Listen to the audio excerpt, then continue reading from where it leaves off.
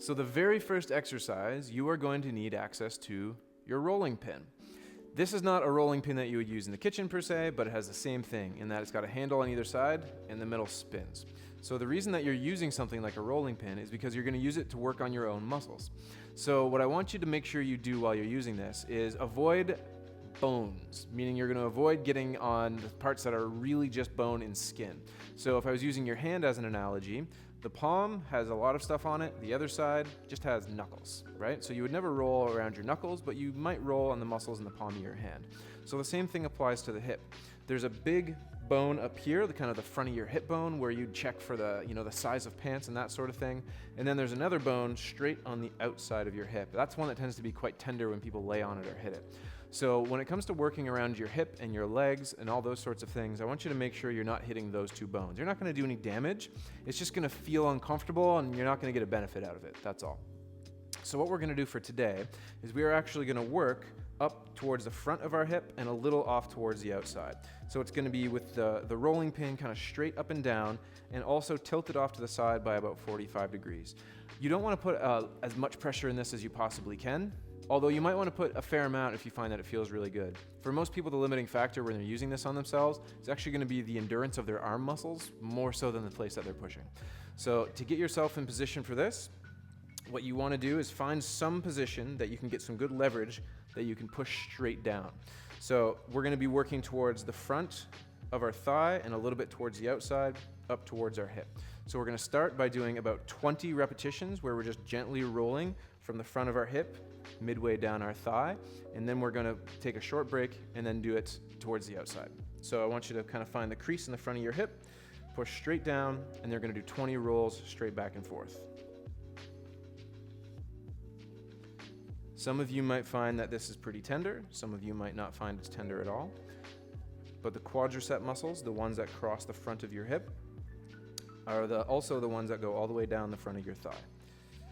So having these muscles be nice and supple can help your thigh and the front of your hip start to feel quite a bit better. And there's nothing magical about the specific numbers that I'm suggesting most of the time.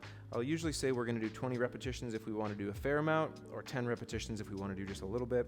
But if you end up doing 8 repetitions or 15 repetitions or 25, that's okay as well. But you can just go along with me until I tell you to stop, unless you feel like stopping earlier. Good.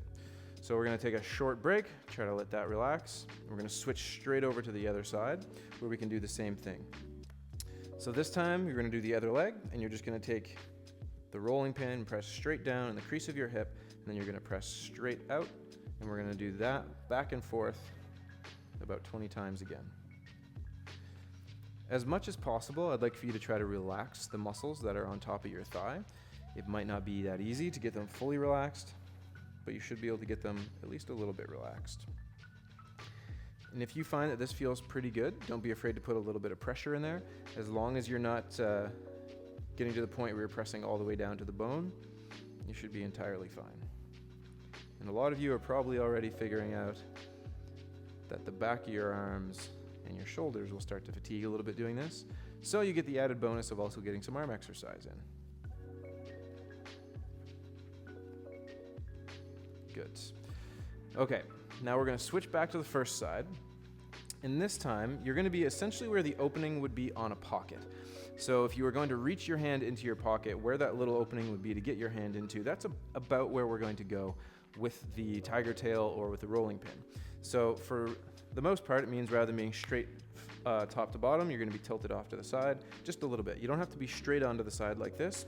We're going to be at about a 45-degree angle. So this time, you're going to go a little less far down, and you're going to focus a little more your energy up here. So there's a little muscle in there called your TFL, and that little muscle there is one of the important ones when it comes to the function of your hip. So we're going to do about 20 repetitions, just kind of quick little ones digging back and forth in there, and you can explore to find the places that need it the most for you, and then we're going to switch sides.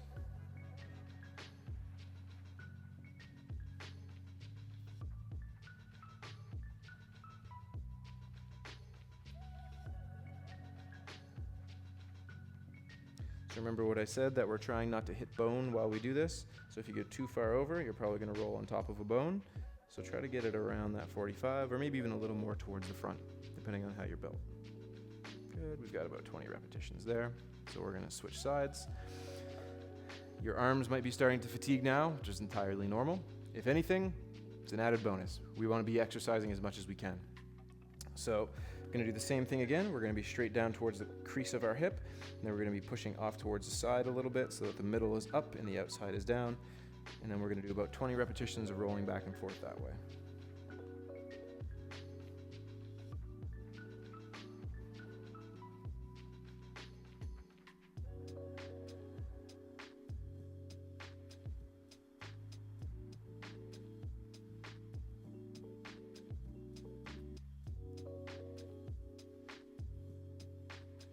Good, so we've got about 20 repetitions in there now. And that's it for the rolling pin for today. So as you'll probably figure out from working on your hip, a rolling pin or a tiger tail can be your best friend. So even if you don't use it on your hip all the time, I'd encourage you to have one around to work on your own body and your own muscles. Being able to work on your own muscles with this sort of thing is a godsend when it comes to muscle pain, when it comes to joints functioning really well. So get your hands on a really good rolling pin, even if it just means that you get one at a secondhand store, because it'll be wonderful to help you work on yourself over the years. So our next exercise that we're going to do is going to be for our hip joint and where our pelvis moves around our femur. So our hip is actually made up purely of two bones, of our femur, which is our thigh bone, and our pelvis, which is where our hip socket is. So your femur sits inside the hip socket, which is part of your pelvis. So the two ways that we actually move our hip joint is that we keep our pelvis still and we move our leg, or we keep our leg still and we move our pelvis. For a lot of people, it takes a lot more effort for them to actually move their leg when they have hip pain than it does for them to move their pelvis. So what we're gonna do is we're actually gonna rock our pelvis kind of back and forth to try to get it moving freely on top of our femur, on top of our thigh bone.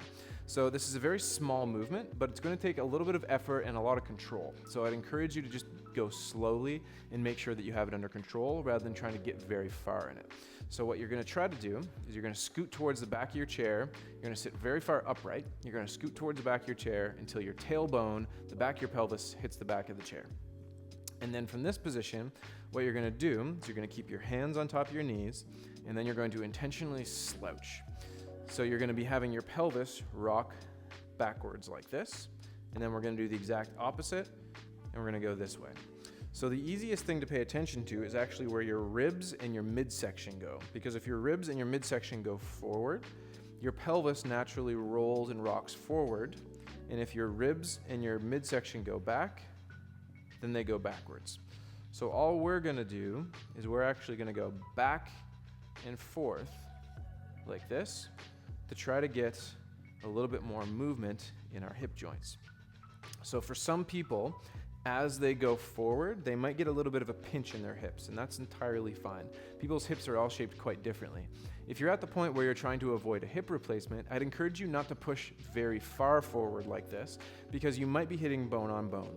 It's very unlikely to do any kind of damage with this little bit of force, but if you get a big pinch in there and you're worried about the long-term health of your hips, meaning that you might be up for a hip replacement in the next few years, I would encourage you to go back and forward, but not come forward as hard or as far as you can, okay?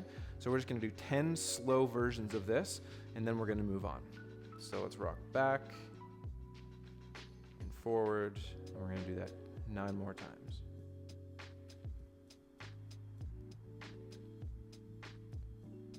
I want you to make sure you can try to keep breathing as we go through this. So try to really breathe into your midsection. Try to control this as much as you can as well.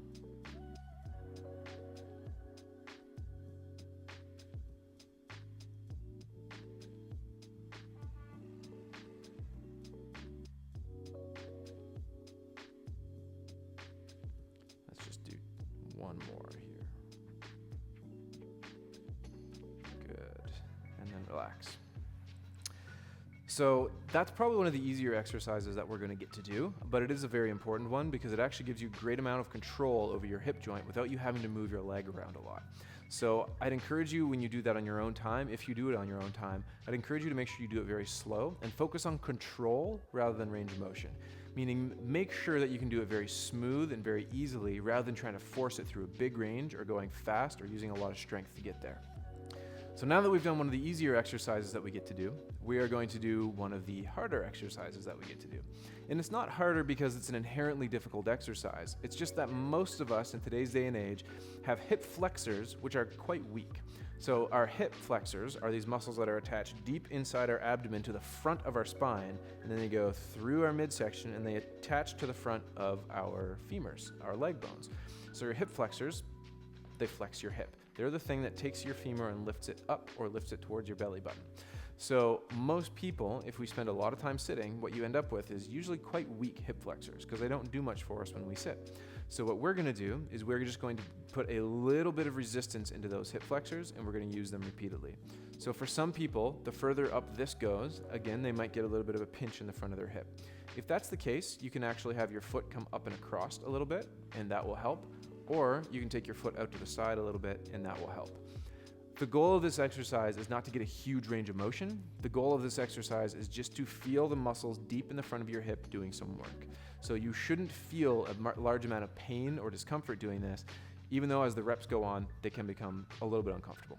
So for today, all you're going to be doing is lifting leg up, putting a tiny little bit of pressure down with your hand, holding for about 5 seconds, and then right back down again. So it shouldn't be all that hard, but a lot of people will fatigue in less than 5 seconds. That's entirely fine. If you go and take this course a couple of times in a row, you should find as you go, it gets a little bit easier for you. So what I want you to do is to get into a comfortable position that you feel you can lift your legs up, even if you can't lift them very far, just enough so that you get them off of the chair behind you, underneath your thigh. And we're gonna start on the left leg, and we're just gonna, if you have to lean back a little bit, you're welcome to lean back. All you gotta do is lift your knee up, okay? So following me, let's start right now and lift straight up and hold for about 5 seconds. 3, 2, 1, and back down again. And let's try the other side. Lift and hold.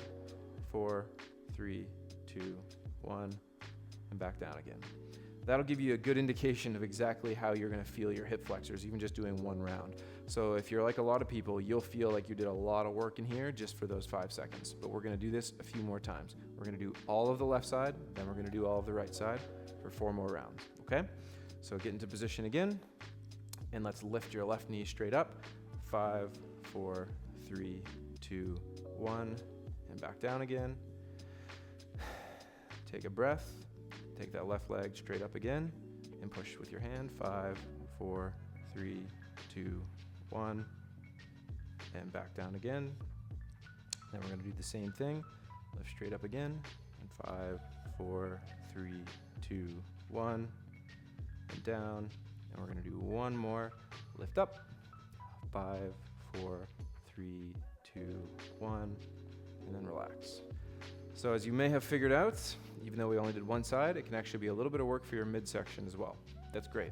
So your midsection, your core muscles are actually one of the things that control where your pelvis goes in space. So our leg muscles and the muscles on the outside of our hip tend to control our femur, and our midsection tends to control where our pelvis and low back go. So it's good if we're getting some kind of exercise for all of them. That's what's going to help our hip the most. So we're going to switch over to the other side now. You're going to take your right knee and you're going to lift it straight up, and we're just going to hold for 5 seconds. So let's go right now. Lift it up and hold. 1, 2, 3, 4, 5, and back down again. And then we're going to lift up again. 1, 2, 3, 4, 5, and then try to relax. And we're going to lift again. 1, 2, 3, 4, 5, and then relax. Got 2 more rounds of this. 1, 2, 3, 4, 5, and then relax. If you found this really easy, give yourself more pressure. If you find you're struggling, just remove the pressure.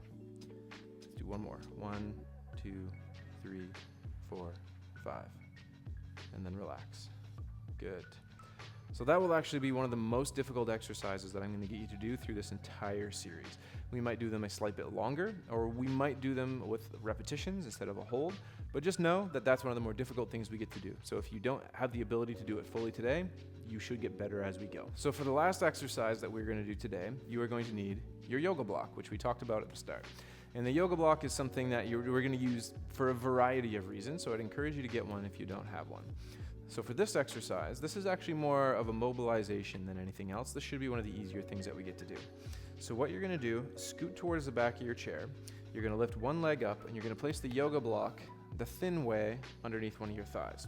So we're gonna be here. So what you should end up with is one foot that is off the ground and one foot that is on the ground. For some people, having this up higher might cause a little bit of a pinch in their hip. If that's you, I want you to try to lean back and turn away from the side that is up in the air. That should help a little bit because it will cause a little bit of less compression in that joint. So all we're doing, we call these tailgates because this is what you would look like if you were sitting in the back of a truck and your legs were hanging off the end. They would just be kind of flailing back and forth. So what we're trying to do here is keep our upper body still, and we're just taking our femur and we're just kind of rolling it back and forth like that. So what it's going to look like is just this. It's like a pendulum. So your leg is just going to be going back and forth like that. So what we're trying to do is just take our femur and roll it back and forth. So what we're going to do is we're going to do about 20 repetitions of this on one side, followed by about 20 repetitions on the other side. So let's start that now.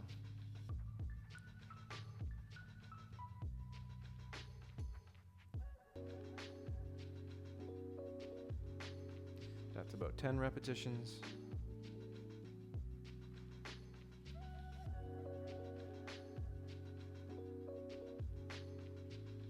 Good, and there's about 20. So you might have noticed that I'm using my hands a little bit to grab onto my thigh and to actually assist the motion. That's just so that I use less muscle while I'm actually doing this, and I'm trying to get it to be a little bit more passive and let the weight of my leg do the work. You can use your hands to hold onto the side of your chair, to hold onto your thigh, or you can just let them relax. All I want is to make sure that your hip is kind of going back and forth. Let's take that yoga block and we're going to switch sides.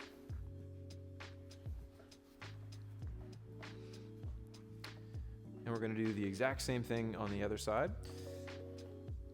Just so you know, almost everyone is going to get a little bit of hip discomfort the further they take their foot out. So when your foot is further out than your knee, there are a lot of people that they are going to get a pinch in the front of their hip. That's normal. Even if you have a hip that is not degenerating at all and has had no real issues, a lot of people are going to get a pinch in front of the hip. But if that pinch is painful for you and it feels like the main type of pain that you get, I'd encourage you to avoid going far enough out with your foot that you're causing that pinch. And I'd also encourage you to lean back a little bit and open up a little bit so that the range of motion causes less of a pinch for you. Okay? So we're going to do 20 more repetitions here, where we're just going back and forth like this, starting now. You might find as you go that your hip does a circle rather than a pendulum. That's also fine.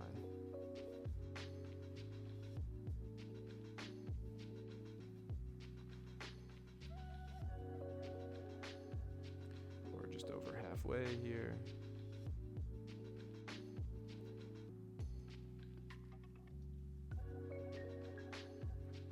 Good. And then we're just past 20 there. So that's it for day number 1. We've just got 4 exercises. You've probably noticed that a couple of them are difficult. Some of them are a little easier. It depends on who you are and exactly what's going on with your hips. So some people should find all of this easy. Some people are going to find all of it difficult. I'd encourage you to just take note of exactly what it is that you find difficult and things that you find easy so that you can challenge yourself when it's a little too easy for you, and then you can make sure that you hold back when it's a little too difficult for you, just so we can create some longevity in these habits and make sure that you're taking care of your hips in the long term. That's it for day 1. Look forward to seeing you on day number 2.